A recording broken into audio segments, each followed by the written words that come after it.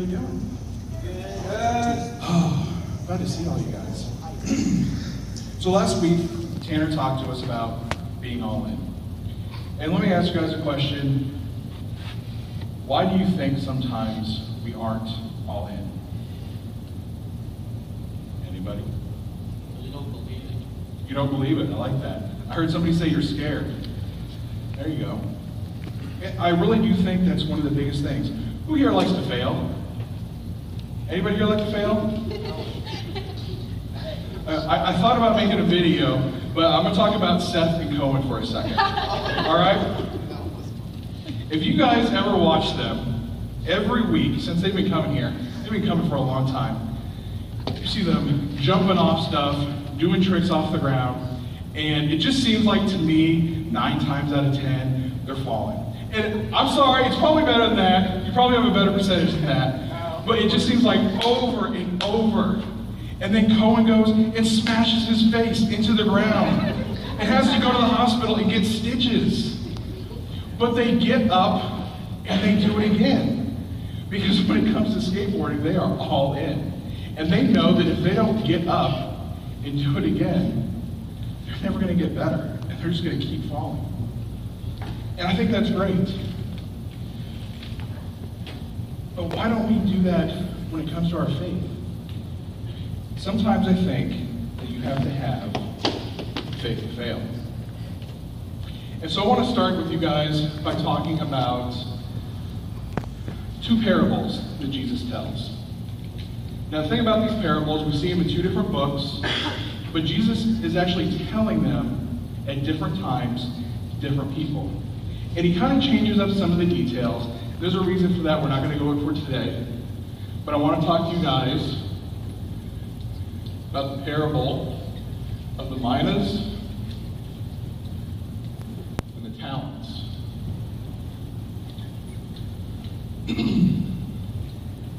Now, right now you're probably thinking, that sounds weird. What is a mina?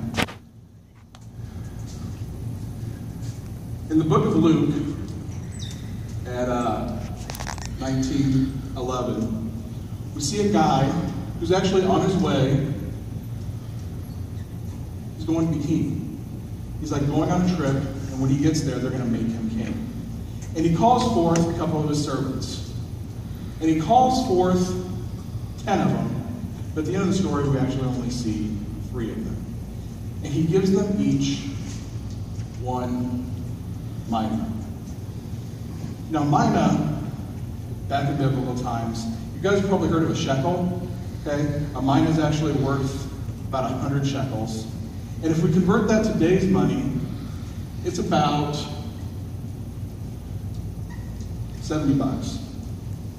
It's not a whole lot, but he gives them each this 1 mina, and he says, "Go out, put my money to work." Basically, go out and do something with it. Now over here, in the parable of the talents, this has nothing to do with how well you can juggle, how well you can skate, or anything like that. This story is actually where we get the word talent, but in this case, a talent actually has nothing to do with that. In Matthew 25:14, you see what is basically a rich guy. How rich is this guy? Anybody over here know who Scrooge McDuck is? When I was growing up, my favorite cartoon was probably DuckTales. And at the beginning of DuckTales, you see Scrooge McDuck, and he's got a vault for all his gold. And it's just this giant, like, multi-story building with a huge opening on it. And you see him, like, the vault open, and there's a diving board at the end of it. And he gets on the end of the diving board, and just dives in, and starts swimming around in gold. Who wants to swim around in gold? I don't want to swim in gold. That sounds like it hurt. It's metal. Are you crazy? Come on. But that's what I think of when I think of this rich guy. Because a talent is not actually a unit of money. A talent is a unit of weight. And it's about 75 pounds. Guys, I can tell you right now, if you have so much money that it is better to weigh it than to count it, you got some serious money going on.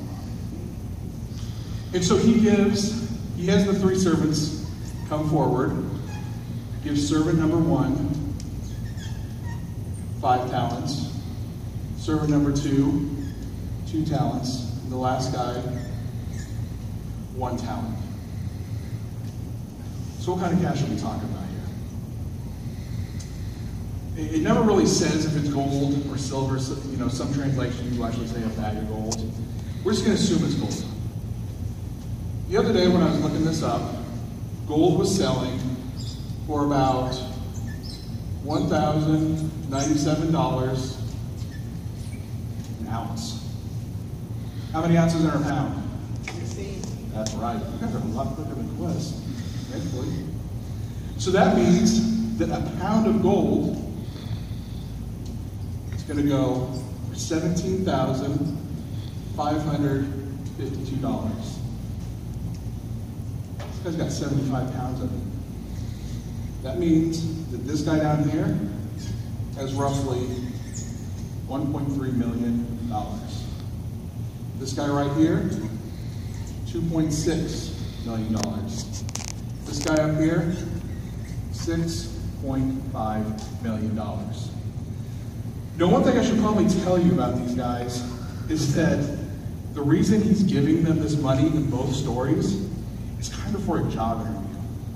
I mean, he doesn't really tell them that at the beginning, but this is for a job interview, meaning he's giving them the cash that they have on hand.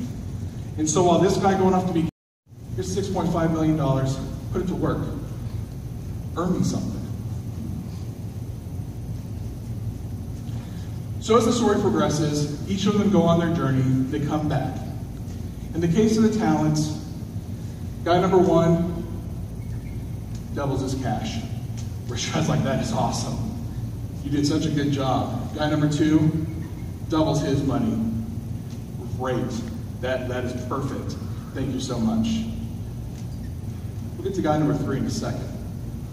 Over here for the king, servant number 1. He gets 10 times. He gets 10 more miles. It's only $700, but still, you took 1 and went to 7.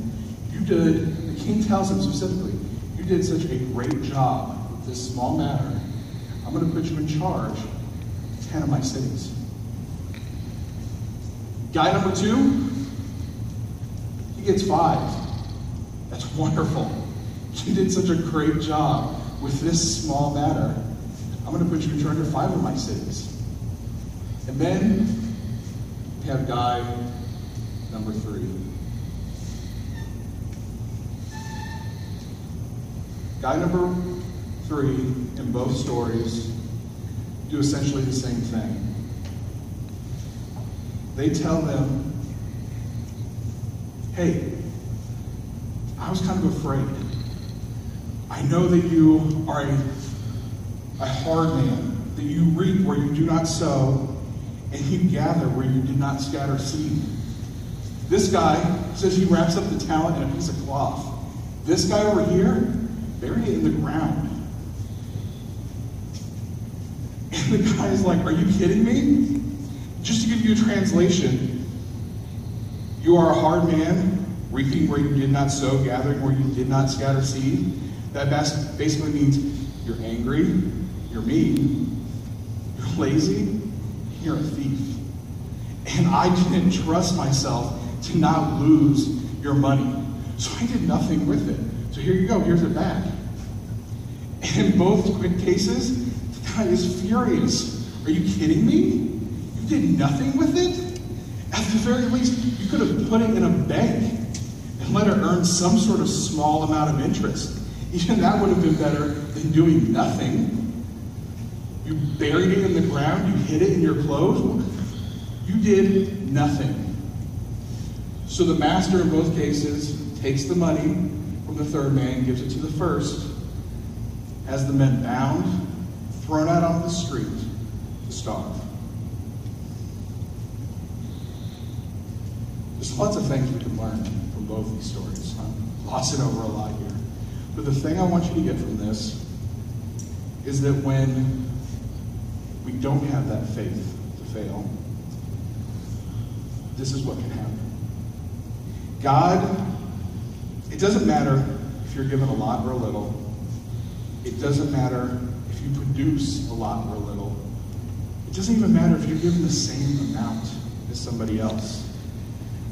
God wants you all in, and a lack of faith, and just that idea that you might fail, it's going to have consequences. So what does being all in the Bible look like? Who has a faith to fail? When I think about that, I think about Peter. Yeah, I'm talking about Peter. Peter's the guy that denied Christ 3 times. Peter's the guy who jumped up and cut off a guy's ear like Jesus was going to handle it himself if he wanted to. Peter's the guy who rebuked Jesus for talking about his own death. And he's the guy who wanted to building something for God. Why was Peter so important? Why was Peter the guy that Christ said, you're our rock. I will build my church upon you. Because eventually we learned that Peter is pretty much the first leader of the Pope. For anyone who's Catholic, he's considered the first Pope. Did I say that right? Okay. I said it twice. And I think the reason for it is that Peter had that all-in faith. And he wasn't afraid to fail. Well, why wasn't somebody like John? I mean, if you think about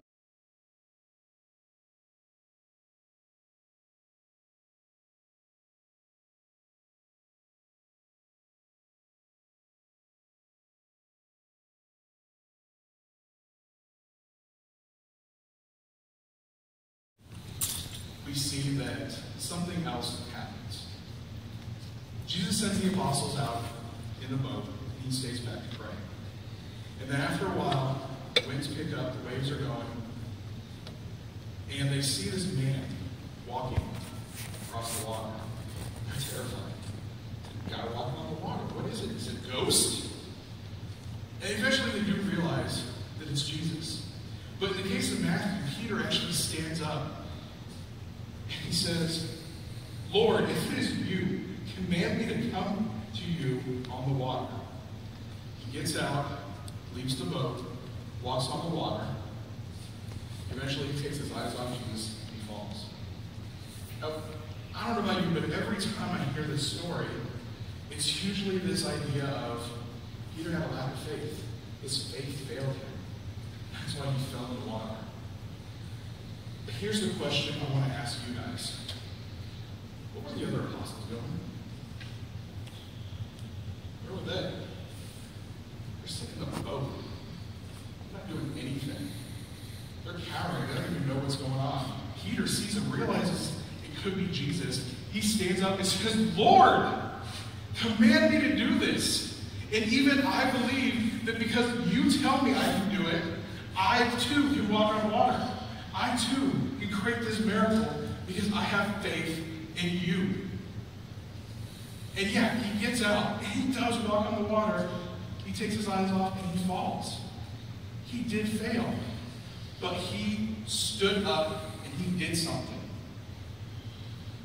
And so I think when it comes down to it, if you were to take all of Peter's failures and make a list of them and put them up against John's failures, John's list would probably be shorter. But I think if you took all the great things that Peter did, all of the highs, all of the people he reached, I'm guessing that's going to outweigh John's by a lot. Because Peter had that faith to fail, and he knew how to go all in. At some point in the Bible, he's actually rebuking people, but he compares our faith to a mustard seed. He actually says, your faith is so small, it's not even the size of a mustard seed. You guys know how small a mustard seed is? It's a tiny little thing. If you go into a lot of Christian bookstores, you'll actually see necklaces, and they put them in there. It's kind of a reminder of the power of faith. And I kind of think when he says is true. I kind of think that we as humans, we only have a small amount of faith. And that when failures in our life come, they don't happen because faith failed us. It's because we put the small amount of faith that we have in the wrong thing. We put our faith in the world, we put our faith in other people, or we put the faith in ourselves. And the problem with that is that just like Peter, we need to keep our eyes and our faith on Jesus. Failure is only a lapse. It is not a collapse. And if you fail, Jesus will be there to lift you up because you went all in. I want to pray for you guys real quick. Just bow your heads. Father, I just thank you so much for our new students that chose to come here on a Sunday night. Lord, just bless each and every one of them, Lord. Lift them up, give them strength. Lord, make them brave. That when they come to those situations where they need to be all in, that they would have that boldness, Lord. That they would know that even if they do fall, that you will be there to pick them up. And that it will be all right. And they can just keep going. Lord, just be with them, give them comfort whenever that happens. We just thank you for everything that you do. It's in your Son's name that we pray. Amen. Now, before I end here, one thing that I talk about a lot when I talk to students is at some point in your life, you have to ask yourself a question. This was more true with Wes earlier today. But a lot of you are here because your parents come here. A lot of you may be Christians because your parents are Christians. Now, you guys are actually getting to that point where that's not necessarily true anymore.